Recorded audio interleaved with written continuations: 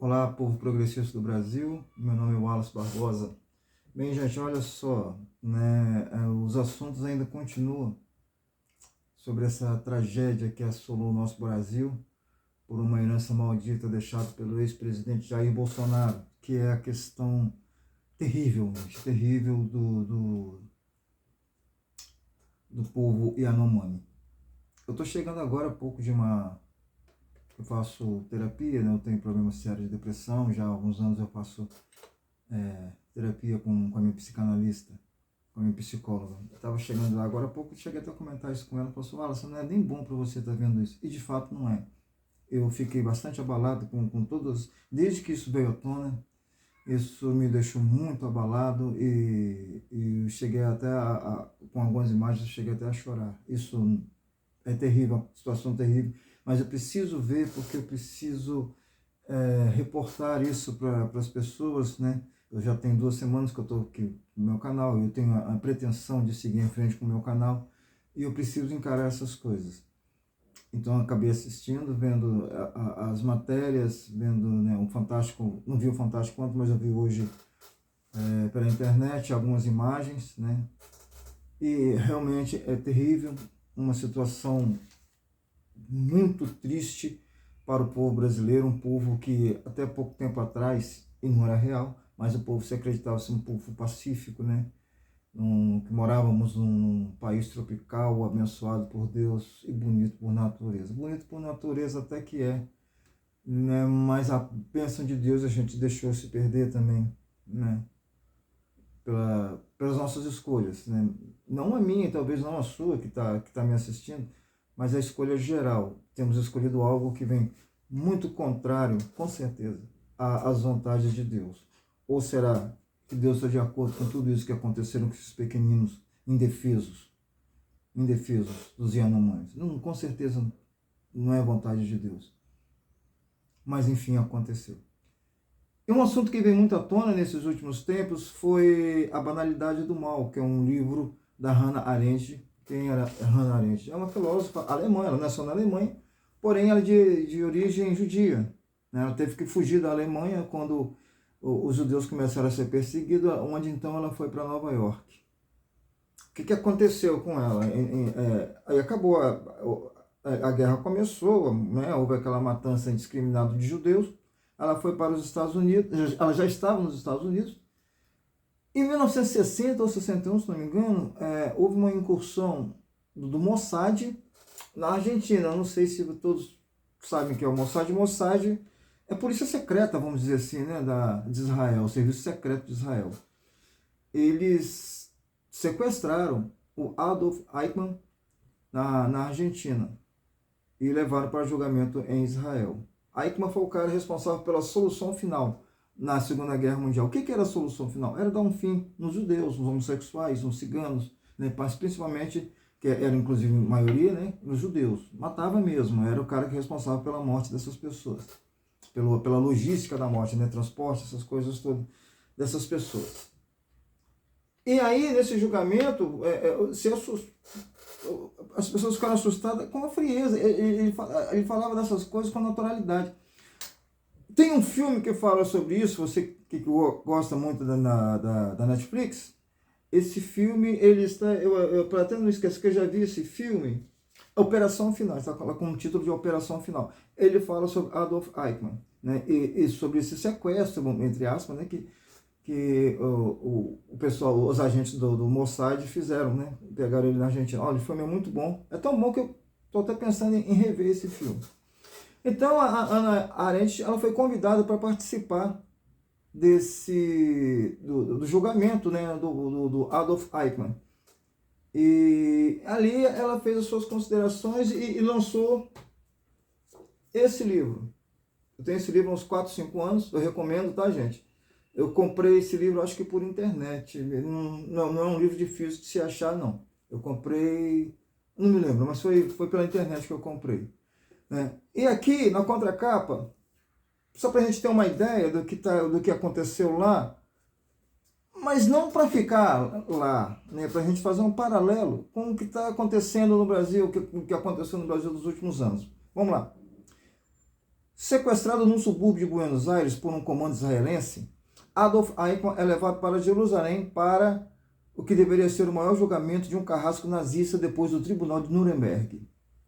Mas o curso do processo produz um efeito discrepante. No lugar do monstro impenitente, porque todos esperavam, vê-se um funcionário mediano, uma revista medíocre, incapaz de refletir sobre seus atos ou de fugir dos clichês burocráticos.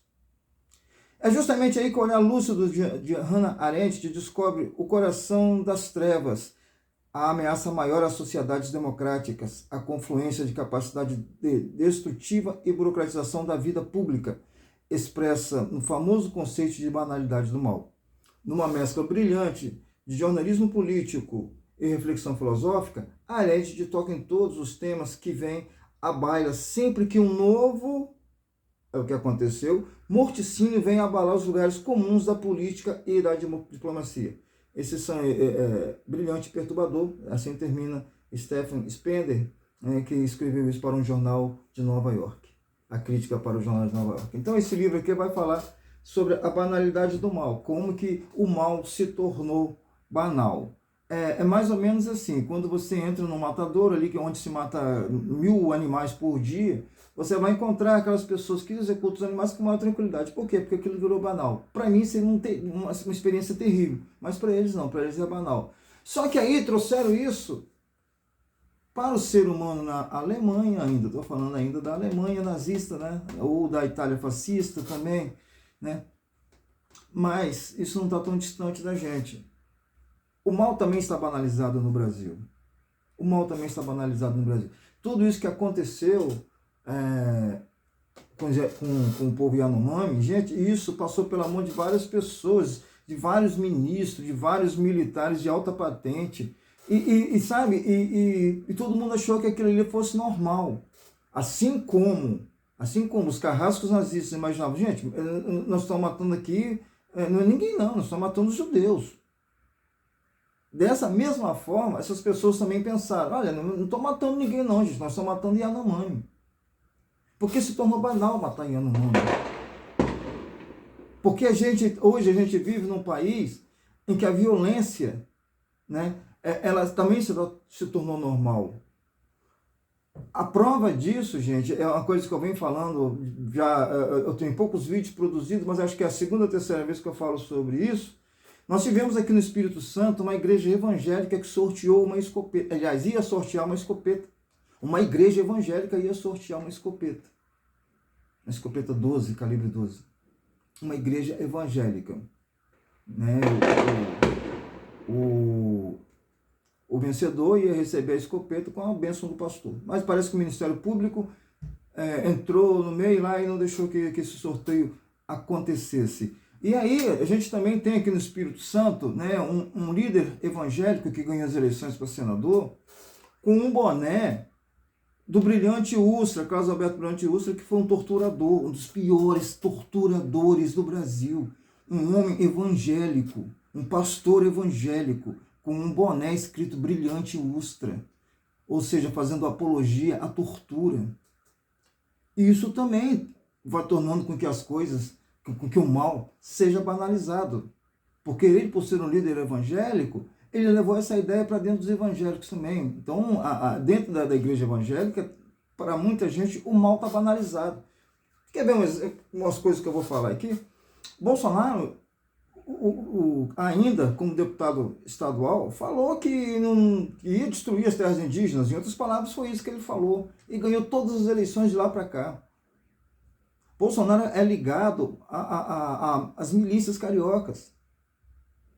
Bolsonaro já falou absurdo. Bolsonaro deixou o povo morrer na pandemia e quase que ganha a eleição de novo.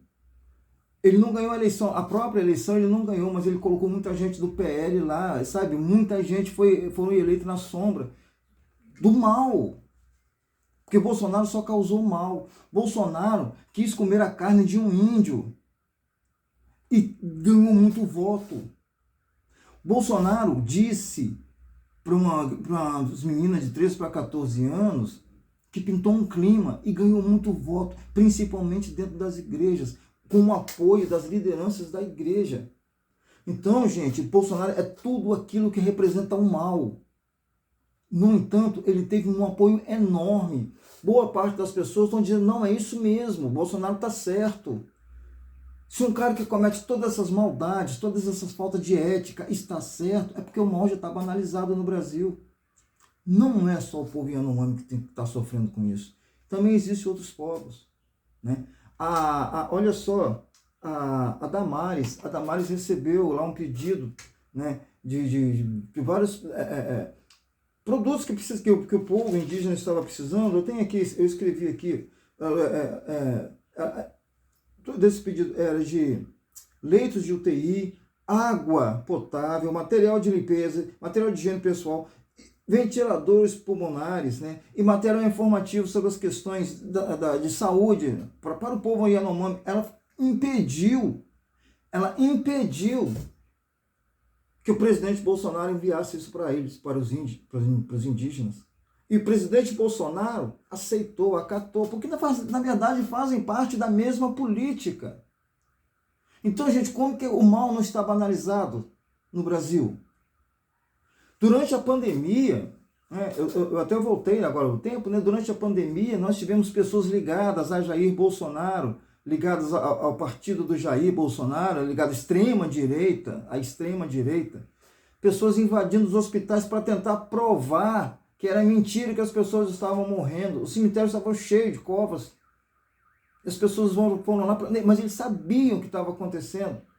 Mas de qualquer forma, porque o mito não queria mostrar que não era verdade, eles foram lá invadir hospitais, não respeitaram a dor das pessoas.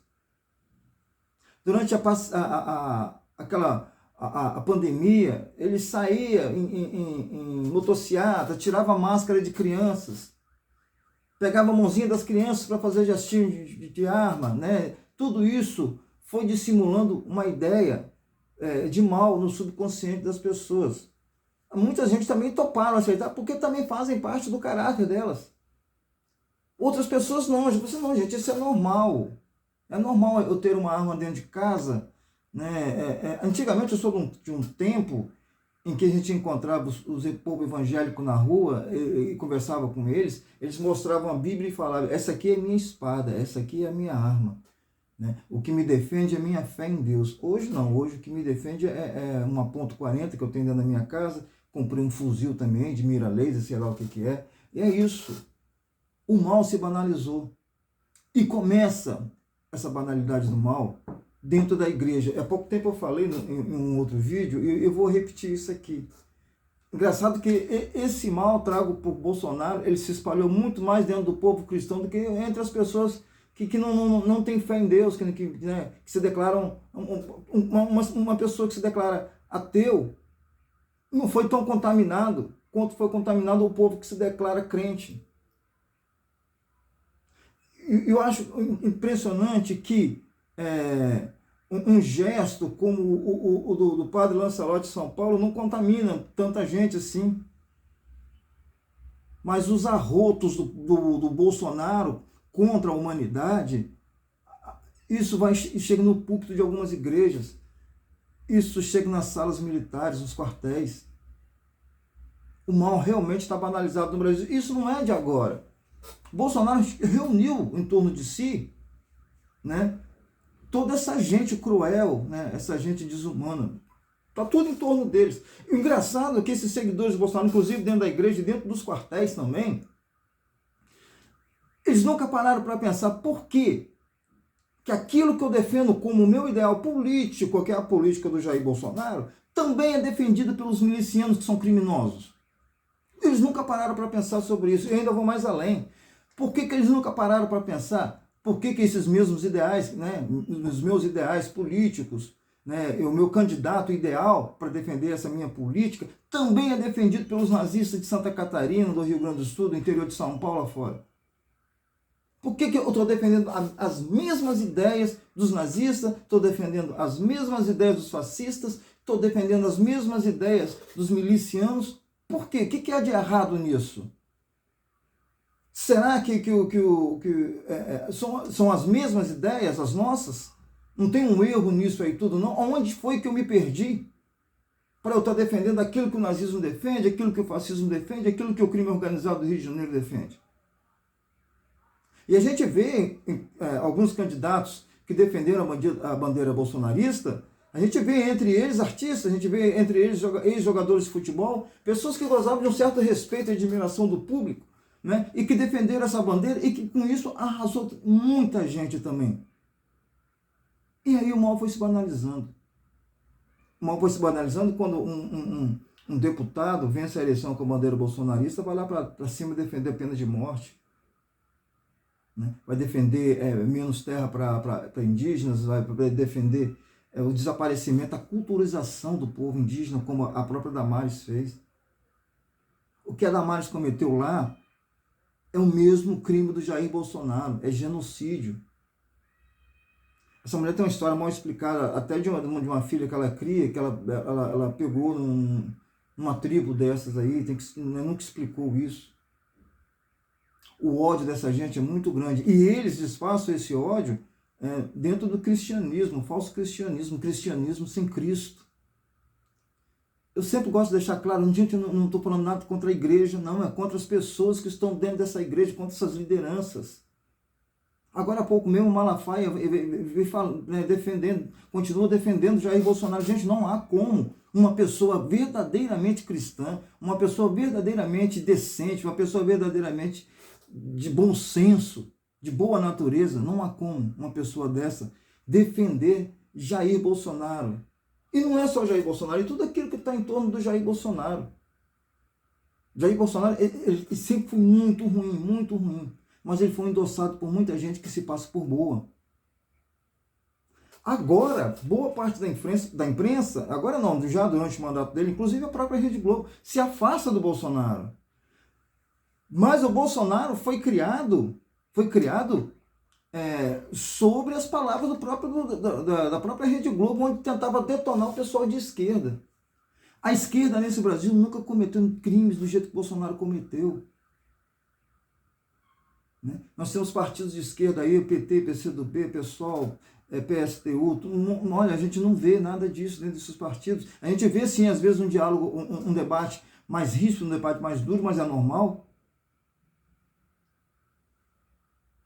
Mas crimes, defender crimes como os crimes cometidos por Jair Bolsonaro, a gente não vê isso dentro dos partidos de esquerda. Não foi o partido de esquerda que matou Chico Mendes, que era o defensor da mata, que era o defensor do meio ambiente, que era o defensor dos povos indígenas, dos povos ribeirinhos,